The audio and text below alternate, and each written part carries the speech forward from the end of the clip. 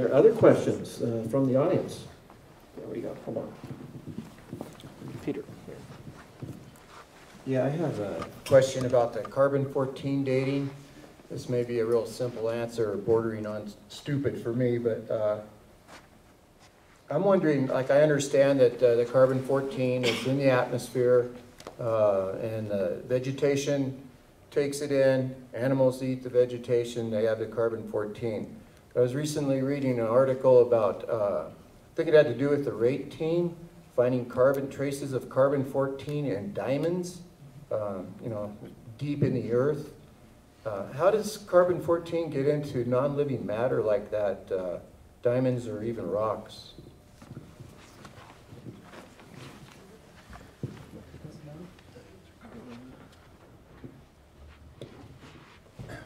I'm running the hard disk and I'm accessing information. Well, one explanation for that would be the fact that the carbon-14 was in existence at creation. That raises some problems with some people because they think of radioactivity as bad. But everything in the periodic table was there, designed by God for purposes. So let's go ahead and assume that the carbon-14 was in existence at the time of creation. And it is in the very deep earth, and the conditions there for the diamond then is we can make, we make diamonds, industrial diamonds, by heat and pressure. And so that is the condition in the interior of the earth. And then you have this upward movement of the materials that contain the diamonds, and they go in and they mine them down in South Africa and so forth. If the earth is young, then that would be a measure of original carbon-14 near the time of creation. Now, if creation was only 6,000 to 10,000 years ago, with the half-life of carbon-14 being 5,700 years roughly, no problemo for the finding of carbon-14 in diamonds. Well, how did the carbon-14 get into the diamond, even if it's pre-existing? Well, the diamond itself is carbon. Okay. A diamond is carbon, except it's very highly compressed and all. And it's one of the hardest substances known to man, which makes one reason it makes it valuable. So basically you have pure carbon, but there's carbon-13 in there, carbon-14, carbon-12. So you will find all that in a diamond. So it's different forms. Now, you mentioned, you started the question with carbon-14 being originated in the atmosphere as the conversion of nitrogen-14 into carbon-14, and that was done, as I mentioned in the talk, by interaction with cosmic rays. And that form is, once the carbon-14 is formed from the nitrogen-14, says, hey, let's go find some oxygen. And there's plenty of it up there in the atmosphere, especially something very reactive and nasty as ozone. And you'll very quickly form CO2. CO2 then will mix and eventually get mixed in. It likes water, so it gets mixed in with precipitates then out with the rain. And in addition, there's just as a natural constituent of the atmosphere, and as you've noted, plants love it. A little aside, as a graduate of the University of Arizona, that's a dry place, Arizona. And they're always interested in desalinization of water and so forth. and they had a contract with Dubai or someplace like that to desalinate water. They found out a better solution. The better solution is to use a diesel generator to do some desalination and get some water out of the ocean, desalinate it. But the best thing they could do is put that water into a hothouse where they ran the exhaust from the diesel generator into the hothouse. Well, what's the products of combustion? CO2 and water vapor. And the plants grew like crazy, and they got a huge contract to do that. And they think, oh, well, we've got to put out these solar arrays and everything else and try to desalinate. And a plain old diesel generator, which they have lots of diesel stuff over there in the Arab Emirates, comes right out of the ground. You have to refine it. And all of a sudden they can start growing plants with these places that desalinate the water. You've got the water, you've got the soil, needs some fertilizer. But CO2, the plants love it. They grow fast. So, just a little aside.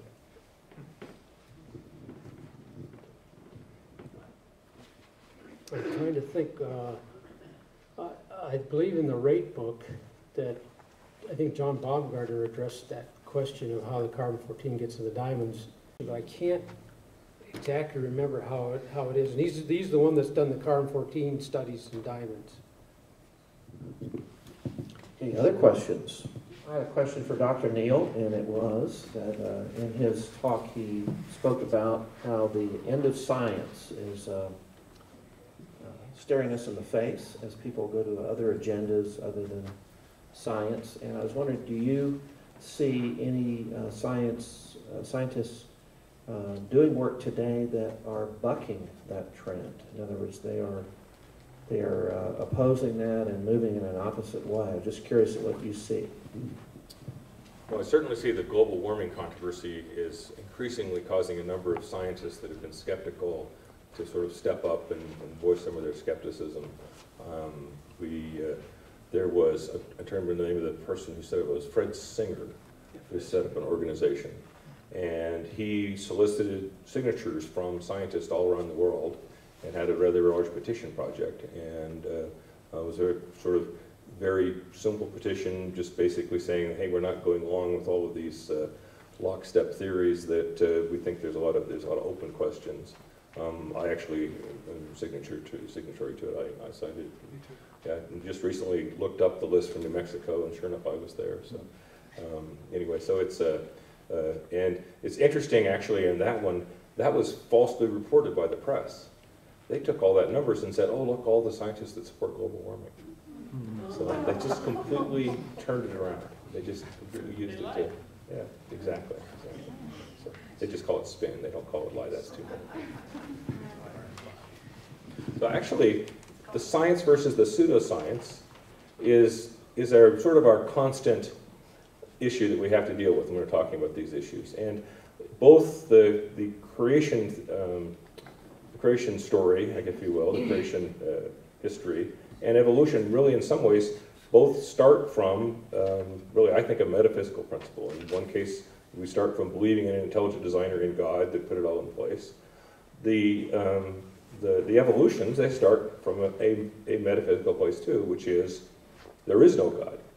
And I think that's actually one thing that's very important to remember in talking it over with them, is that they start from a fundamental position, rule number one, there is no God. There is no God. And if you find something that contradicts that, then they'll debate around it, but after a while they come back to, well, but rule number one says there is no God. It's a very circular argument. And it's actually, we're sort of in the same position too. We start from there is a God, and so we kind of have that same sort of circular argument in a way too. And it's very difficult to look above that. I've been trying to find objective evidences that didn't consider any one of those theories for years, it's really difficult to find. I wonder if any of you, the other panel members, have had any success in that or have any thoughts on that. If I understand your question right, you're We both operate from a worldview that we assume, the naturalistic worldview and the Christian biblical worldview. And then the question is, which worldview explains something better? Is that what you're, and can you find objective evidence to find out which one explains it better? Yeah. Well, I think you can, like Grand Canyon. The options there are is it's a little bit of water over a long period of time that eroded that canyon, millions of years, versus a lot of water over a short period of time. Do you see evidence of that? Well, vertical walled canyons with little talus indicate a young canyon. That's exactly what you see in Grand Canyon. Very little talus has fallen down from the hard rocks and piled up at the bottom. And the vertical walled canyons are recent canyons. Canyons go from vertical wall to like this with time. And as far as the layers in Grand Canyon, what would the evolutionists say? Well, 300 million years for that vertical sequence. We would say it's all from the flood. Which model fits the evidence better? Well, we trace those layers, as I've told you earlier, long distances, and there's little or no erosion between them. So, and erosion so fast that you should have all kinds of erosion between them. And so what you see out there in Grand Canyon fits, I would say, the evidence fits our model better than their model, objectively. That'd be one example.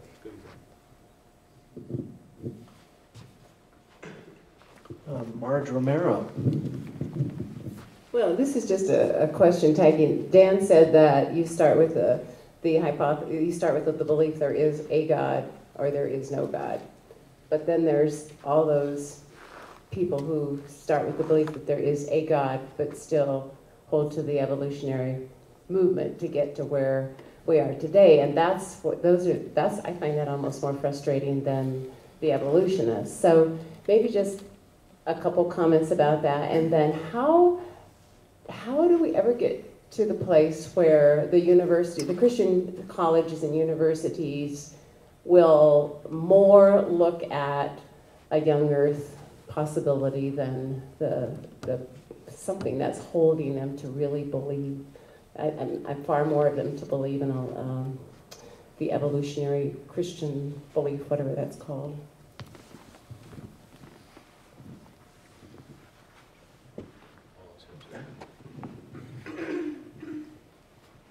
Well, I think one of the things that I believe in looking at all the evidence is evolution does not stand up on its own merits. It's as a theory, it's not a viable scientific theory. There's no mechanism that describes any of these changes in species. There's no way that you can start it. There's not even a postulation anymore about how it started, because all the experiments have so totally failed. And so, and interestingly enough, with my discussion about the end of science and about how all these methods are being used for political agendas, people are actually starting to notice this climate gate, which is a really interesting phenomenon. We're hearing a lot about it in the press, and it's not just a sort of an isolated press. And so in some ways, there's a chance that this will actually fall apart on the basis of the fact that there's no support for it.